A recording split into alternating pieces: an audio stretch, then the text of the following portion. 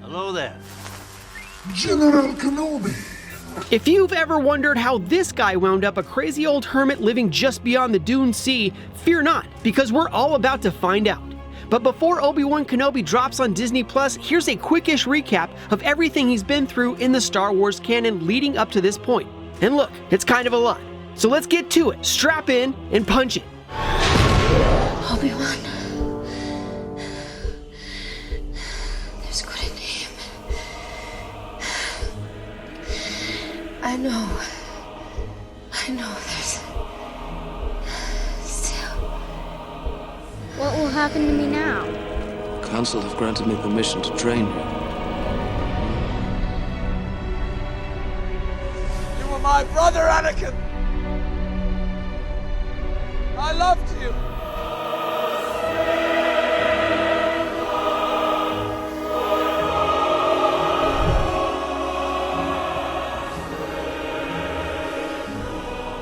Obi-Wan's earliest chronological adventure in the Star Wars canon is in the novel Master and Apprentice by Claudia Gray. He's the 17-year-old Padawan apprentice to Jedi Master Qui-Gon Jinn, who had just been offered a seat on the Jedi Council. Do not defy the Council, Master, not again. I shall do what I must, Obi-Wan. Obi-Wan and Qui-Gon deal with the criminal underworld on the planet Teth before Qui-Gon starts seeing prophetic visions that affect his decision not to sit on the Council.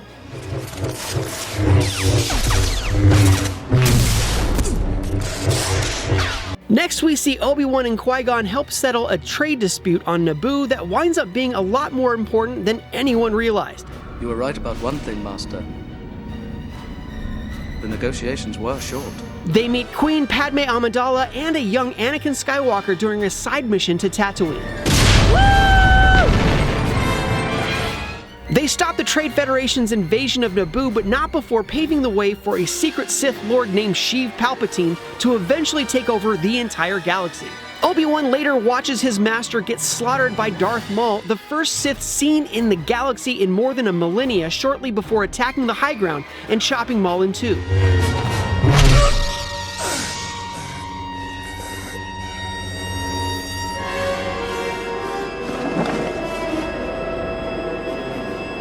Obi-Wan promises a dying Qui-Gon that he'll train the young Anakin, something that is sure to work out great.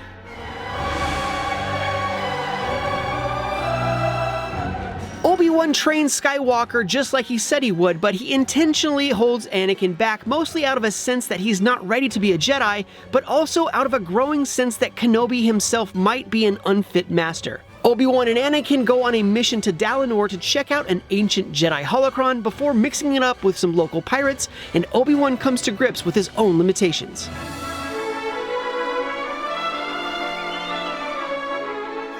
Kenobi and his Padawan answer a distress call from Carnelian 4 and quickly get involved in a civil war on a mostly destroyed planet. Anakin questions his future in the Jedi Order, and Obi-Wan totally overshares to complete strangers about it before Anakin gets kidnapped and Obi-Wan has to go rescue him. Anakin's kidnappers use his ability to fix things to restart their war efforts before Obi-Wan showed up and gets word to the Republic forces, who swoop in and shut it all down. Over the ship! I can't take Dooku alone! I need you! If we catch him, we can end this war right now! We have a job to do! Obi-Wan and Anakin foil and investigate attempts to assassinate Padme Amidala, and when Kenobi follows the trail, it leads him to a cloning operation on Kamino, a world so secret it had been deleted from the Jedi archives. Lost a planet, Master Obi-Wan has. Weird! Just so happens that the Kaminoans were creating a massive clone army for the Republic at the request of a Jedi who had been dead for more than a decade. Master Cypher Dyas was killed almost 10 years ago. After a quick skirmish with the Mandalorian Jango Fett and his sonic bombs, Obi-Wan's investigation takes him to Geonosis, where he discovers a secret cabal of separatists led by Count Dooku, a former Jedi and current Dark Lord of the Sith. This discovery just gets Obi-Wan captured, which is a bummer, but it's cool though because Anakin and Padme arrive just in time to rescue him. Then we decided to come and rescue you. Good job. Even better, said rescue attempt snowballs into the Battle of Geonosis, the first major conflict of the Clone Wars, pitting the Separatist droid army against the Grand Army of the Republic, which is that bunch of clones Obi-Wan just found. This, of course, all leads to a lightsaber fight with Count Dooku, in which both Obi-Wan and Anakin take massive L's before Master Yoda stops by to chase off the Dark Lord. And wouldn't you know it, he reports back to his boss, Darth Sidious, aka Chancellor Sheev Palpatine, who is now commanding both sides of an interstellar war.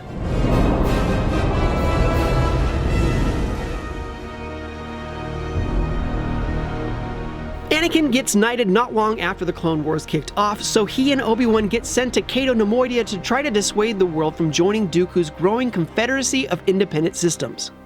Your state of helplessness really sold them on my surrender talk. That's your plan? Just fly there, land, hope they don't spot us, and walk in the door? Basically.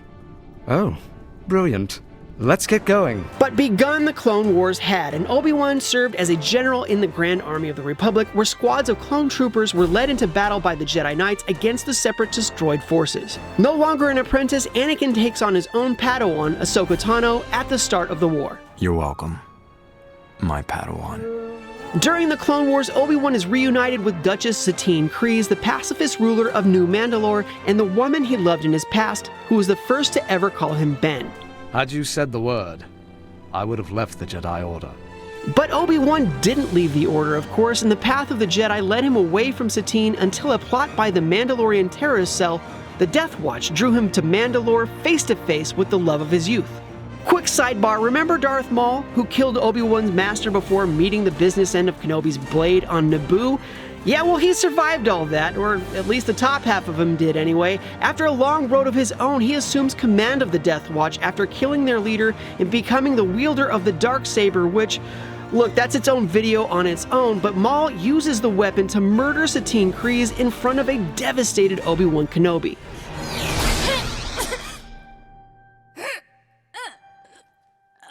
Yet he refuses to give in to his anger and the dark side, even in the face of profoundly painful personal loss.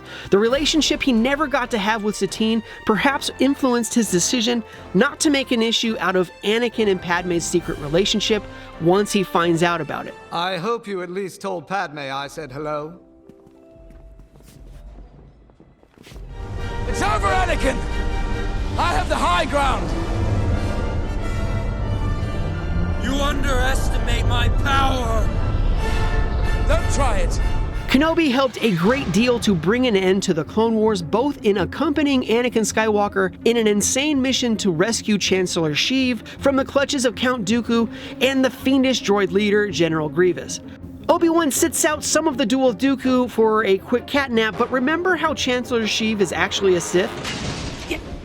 And remember how he's secretly controlling both sides of the war? Well, Count Dooku didn't know that, or at least not until it was way too late.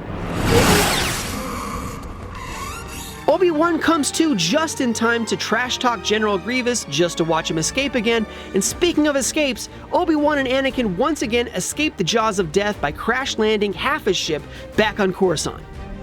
Another happy landing. And while Anakin heads off to eventually join the dark side, Obi-Wan travels to Utapau where he tracks down General Grievous. Hello there. General Kenobi. And not long after they set up some pretty classic meme material, Kenobi kills Grievous in rather inelegant fashion. So uncivilized. Meanwhile, Anakin finally clues in the Jedi that Chancellor Sheev is a secret Sith controlling everything, and the Jedi confront him and quickly defeat him. I'm just playing. No, he kills them immediately, and Anakin is a full-blown Sith now. She becomes the Emperor, and the clone army executes Order 66, killing most of the Jedi in the galaxy, and once again, Kenobi narrowly escapes death at the hands of the troopers he fought side by side with for years.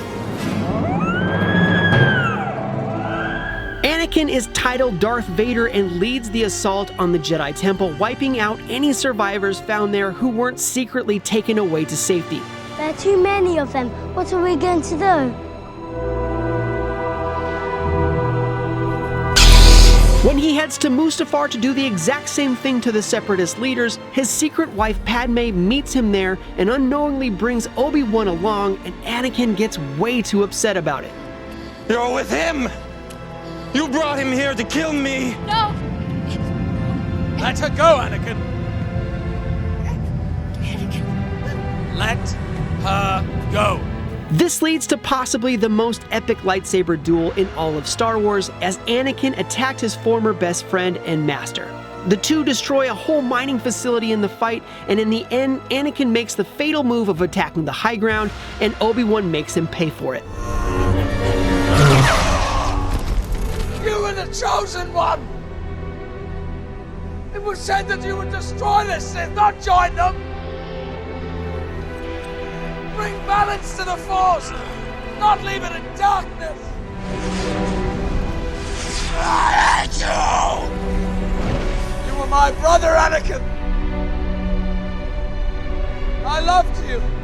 And thus ends one of the greatest partnerships in the history of the Jedi Order. Kenobi leaves his friend for dead, takes his lightsaber, and leaves. As all seems lost, Kenobi joins Order 66 survivor Master Yoda aboard Alderaanian Senator Bail Organa's cruiser orbiting Coruscant. Together, Obi-Wan and Yoda storm the ruins of the Jedi Temple, Yoda faces off with the Emperor, and Obi-Wan sets a beacon warning any Jedi survivors to stay away.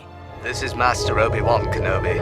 I regret to report that both our Jedi Order and the Republic have fallen, with the dark shadow of the Empire rising to take their place. This message is a warning and a reminder for any surviving Jedi. Padme, it turns out, was pregnant with Anakin's twins, and after delivering them both and naming them, Luke. Padme dies of a broken heart. Yoda and Obi-Wan decide to protect the children of Anakin Skywalker, sending his daughter Leia to live with Senator Organa on Alderaan, and his son Luke to Tatooine, where he would live with Anakin's half-brother Owen Lars and his wife Beru. And after Master Yoda goes into exile on Dagobah after his failure, Obi-Wan heads to Tatooine, where he secretly watches over young Luke, keeping him from the forces of darkness until he's old enough to learn the ways of the Force and become a powerful Jedi like his father. The fight is done. We lost. And that's where we find Obi-Wan at the start of his new series on Disney+. 10 years after Order 66, and he's still hiding out on Tatooine, watching over a young Luke Skywalker who grows up longing for adventure on the Lars moisture farm. We know a little bit about this period based on Star Wars number 7, the Marvel comic from 2015, where we see Kenobi getting creative while protecting Luke and the Lars from Jabba the Hutt's goons, including Black Christensen, that mean-mugging Wookiee mercenary we know from the Book of Boba Fett. It's also during this period that Obi-Wan adopts the name Ben Kenobi, the name Ben given to him by his lost love, Satine Kryze. We'll see if he's adopted the name yet in the Disney Plus series, but seeing that he's gonna have to dodge the Imperial Inquisitors, who are tasked with hunting down and terminating the survivors of Order 66, odds are he'll need a handy alias where the fake name is only slightly different from the original one to survive. Whatever. Obviously, Old Ben / Obi-Wan's story extends beyond this series. He has one more showdown with Maul, and he's played by Sir Alec Guinness in the original trilogy, where he eventually becomes more powerful than you can possibly imagine. Darth Maul's like, yeah, see, that's what it feels like! Or not, I don't know. Anyway, thanks for watching, and for more Star Wars, when will we see Cad Bane appear in the canon again? And don't forget to follow and subscribe to IGN wherever you like to watch.